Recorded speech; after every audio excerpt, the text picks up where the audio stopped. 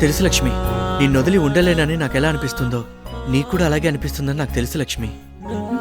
ఇంతవరకు ఫ్రెండ్స్ అని క్లాస్మేట్స్ అని ఎంతోమందిని మిస్ చేశాను, కానీ నాకెప్పుడు ఈ ఫీలింగ్ లేదు. సడన్గా ఈ ఇంటి నుంచి వెళ్ళిపోతున్నప్పుడు ఏదో తెలియని ఫీలింగ్ ఉంది లక్ష్మి. ఇంత ఓపెన్గా నేను ఎప్పుడు ఎవరితో మాట్లాడలేదు.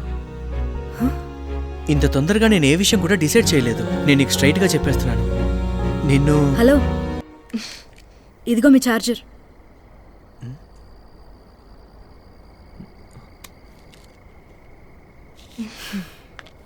నేను సిగ్గు విడిచి అడుగుతున్నాను, ఇంకొన్ని రోజులు నీ రూమ్మేట్గా ఉండొచ్చా?